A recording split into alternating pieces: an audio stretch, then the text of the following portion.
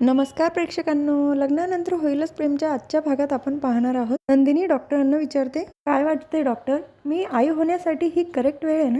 ते डॉक्टर सांगतात, नाही मिसेस देशमुख, तुम्हाला काल उलटीसारखं झालं पण उलटी झाली नाही, तर ते पित्तामुळे झाले. नंदिनी नाराज होते. डॉक्टर, मला थोडं टेन्शन आलंय, माझ्या वजनामुळे बाळ होण्यासाठी काही प्रॉब्लेम तर नाही ना येणार? तेव्हा डॉक्टर म्हणतात, तुम्ही बेबी प्लॅन करताय का? नंदिनी हो म्हणते. तर डॉक्टर म्हणतात, तुम्हाला जर काही डाऊट असेल ना तर आपण काही चेकअप येत्या करून घेऊया. नंदिनी चेकअप करण्यासाठी जाते. तर काव्य अनिशाला भेटायला आलेली असते. अनिशा, मेन्स पास झाली तू आणि इंटरव्ह्यू सुद्धा दिलाय. वाव, किती चांगली गोष्ट आहे. I am so happy for you. Anisha तिथून उठून जाते.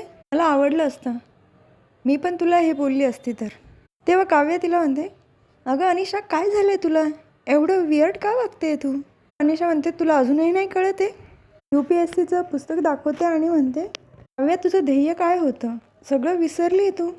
तेव्हा काव्या म्हणते, तसं नाही अनिशा, अगं पार्थ देशमुखांचा जीव वाचवण्यासाठी मी मध्ये पडली होती आणि मी हॉस्पिटलमध्ये असताना कसं काय येऊ शकते ना एक्झामसाठी.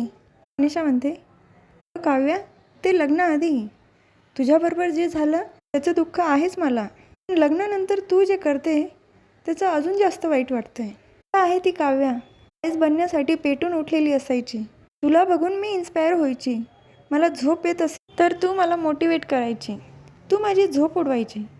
पण आता तुझी झोप कशाने उडणार? आता तर काय तू पार्थ जिजूंना स्वयंपाक शिकवते, पण ते त्यांचं काम सांभाळून स्वयंपाक देखील करतात. पण तुझं काय?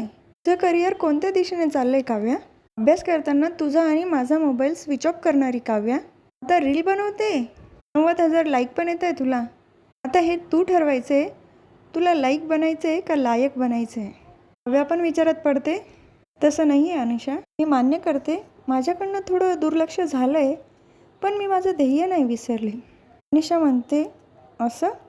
तर मग माझ्या प्रश्नाचं उत्तर दे. तू शेवटचं पुस्तक कधी उघडलं होतं? पण काव्याकडे काही उत्तर नसतं. नंदिनी चेकअप करून आलेली असते. डॉक्टर सांगतात, उद्या रिपोर्ट येतील तेव्हा मी तुम्हाला सांगते काय आहे ते. शक्यतो सगळं नॉर्मलच असणार. नंदिनी म्हणते, हो ठीक आहे, मग मी उद्या येते रिपोर्ट घ्यायला. घरी आल्यानंतर जीवा म्हणतो, आपल्या माणसांचं कसं असतं ना, काहीही तर्क लावून मोकळे होतो. नंदिनी म्हणते, अहो कशाला एवढं तोंड पाडून बसतात? जीवा म्हणतो, अगं मला सगळ्यांना सांगायचं होतं, फॅमिली पॅक मागवायचा होता आईस्क्रीमचा. माझी बायको आई होणार आहे आणि मी बाबा, सगळ्यांना आईस्क्रीम खाऊन सेलिब्रेट करायचं होतं. नंदिनी म्हणते, ठीक आहे ना, मग जे आज ठरवलं होतं ते उद्या करूया. तेव्हा जीवा म्हणतो, मी बाळावर छान कवितासुद्धा केली होती, ती ऐकवायची होती मला सर्वांना. तेव्हा नंदिनी म्हणते, बरं ठीक आहे, कविता ऐकवा बरं पटकन मला. तेव्हा जीवा म्हणतो, सेलिब्रेशन उद्या करायचं आहे ना, मग मी कविता पण उद्या ऐकवणार. दोघंही एकमेकाला मिठी मारतात. तर अनिशा काव्याला सांगत असते, काव्या, तुला जर माझ्या बोलण्याचा राग आला असेल ना, त्याबद्दल खूप मनापासून माफी मागते मी तुझी. पण मला तुला आयस झालेलं बघायचं आहे. माझी अशी इच्छा आहे की तू नव्याने पुन्हा अभ्यासाला लागावं. लग्नानंतर प्रेम झालं, पण आता लग्नाआधीचं ध्येय पूर्ण कर. काव्या देशमुख कधी IAS ऑफिसर होणार? काव्या पण विचारात पडते. तर नंदिनी हॉस्पिटलमध्ये आलेली असते रिपोर्ट घेण्यासाठी. तेव्हा जीवाचा फोन येतो, आले का रिपोर्ट? नंदिनी म्हणते, अहो काहीही न खाता पिता आले ना हॉस्पिटलमध्ये, मग आधी रिपोर्ट घेऊ द्या, मग मी सांगते तुम्हाला. त्याच वेळेला रिसेप्शनवर मुलगी असते. ती नंदिनीला आवाज देऊन सांगते, तुमचे रिपोर्ट आलेले आहे. नंदिनीने रिपोर्ट घेतल्यानंतर ती बघते तर तिला धक्का बसतो. तर दुसरीकडे काव्या झोपलेली असते. पण त्यावेळेला तिला अनिशा जे बोललेली ते सगळं आठवत असतं. तिला शांत झोपसुद्धा येत नाही, कारण अनिशाने तिची झोप उडवलेली असते. तर पार्थ दोघांसाठी कॉफी घेऊन येतो. आज काय बात आहे, खूप उशीरपर्यंत झोपलात? काव्या म्हणते, किती वाजले? तर पार्थ सांगतो, 9 वाजले. रात्री उशिरा आलात, झोपल्यानंतर आत्ता उठताय, ऑल ओके ना? चला, मस्त कॉफी आणली आहे, एक 15 सेकंदाची रील बनवूया, काय म्हणता? पण काव्या काही बोलत नसते, ती तिच्या विचारांमध्येच असते. तर पार्थ तिच्या मानेला डोक्याला हात लावून बघतो. तर काव्याला ताप असतो. अहो काव्या, अंग गरम लागते तुमचं. तेव्हाच काव्याला चक्कर येतात. तर ती पार्थच्या खांद्यावर डोकं टेकते आणि पार्थ मोठमोठ्याने मालिनी काकूंना आवाज देत असतो. तर नंदिनी रिपोर्ट घेऊन घरी आलेली असते. त्याच वेळेला मालिनी काकू फोनवर बोलतात, अरे पार्थ, नेमकं काय झालं ते तरी सांग. अरे मी नाही होते पॅनिक, पण सगळं मला व्यवस्थित सांग बरं, काही लपू नका हां आता. तर नंदिनी विचारते, आई काय झालंय? मालिनी काकू सांगतात, आता काल तुला कोरड्या उलट्या झाल्या आणि काव्याला आज चक्कर आली. नंदिनी म्हणते, काय काव्याला चक्कर आली आणि कशी? तर पार्थ डॉक्टरांकडे आलेला असतो आणि ते सांगतात, मिसेस देशमुखांनी काहीतरी स्ट्रेस घेतला आहे म्हणून त्यांना चक्कर आली आहे, पण काही टेस्ट चालू आहे त्यांच्या. उद्या रिपोर्ट आली की मी तुम्हाला सांगते. एक टॅबलेट लिहून देता, गरज असली तरच घ्या. त्यानंतर पार्थ तिथून निघतो. तर नंदिनी रूममध्ये रडत बसलेली असते. त्याच वेळेला तिथे जीवा येतो जेवणाचं ताट घेऊन. नंदिनी पटकन डोळे पुसते, जीवाला काही कळायला नको म्हणून. तेव्हा जीवा म्हणतो, अगं काय झालं नंदिनी, काल पण तू जेवली नाही.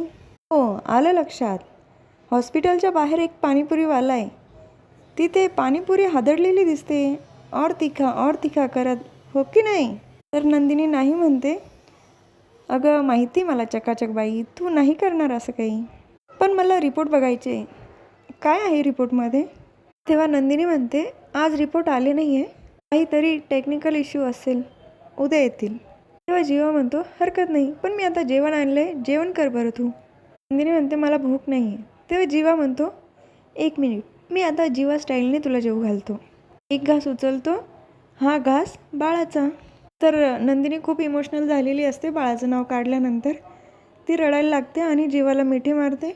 तिला असं रडताना बघून प्रेक्षकांना खरंच आपल्यासुद्धा डोळ्यात पाणी येतं हां, कारण अशी वेळ कुठल्याच बाईवर नको यायला. खूप त्रास होतो या गोष्टींना. असो, तर दुसरीकडे पार्थ काव्याला विचारत असतो, कसलं टेन्शन घेतलं आहे काव्या?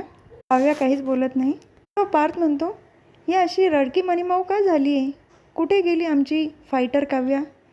तेव्हा काव्या म्हणते, अनिशाने पण मला हाच प्रश्न विचारला पार्थ. हात न लावता कानाखाली कशी मारायची तिने मला दाखवून दिलं. तिचा एक एक शब्द माझ्या हृदयावर चरे उमटवत होता हो, पण ती काही चुकीचं बोलत नव्हती, बरोबर होतं तिचं. काव्या पार्थ देशमुख, काय करून घेतलं मी स्वतःचं? कुठे गेली ती मुलगी, ध्येयाने पछाडलेली, उघड्या डोळ्यांनी स्वप्न बघणारी? काव्या, पार्थ, तुम्ही माझ्यासुद्धा जिद्दीमुळे इम्प्रेस झाला होतात ना.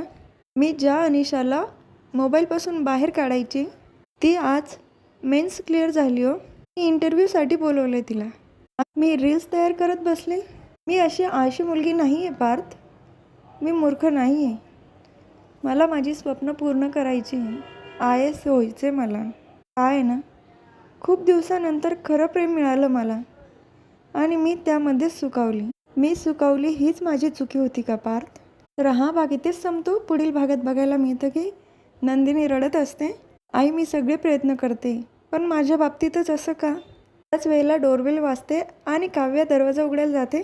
पार्थ तिला उचलून गोल फिरतो आणि म्हणतो, अरे हत्तीवरून साखर वाटा, माझी बायको आई होणार आहे. तर सगळेच पार्थकडे धावत जातात. नंदिनी पण खुश असते, पण तिला मध्येच तिचं आठवतं. ती तिथेच थांबते. जीवा नंदिनी दोघंही नाराज असतात थोडे. तेव्हा हा भाग इथेच संपतो. उद्या पुन्हा भेटूया लग्नानंतर होईलच प्रेमच्या पुढच्या भागामध्ये. पर्यंत माझ्या व्हिडिओला लाईक, शेअर आणि सबस्क्राईब करा. बेल आयकॉन दाबायला विसरू नका. Tata bye and take care.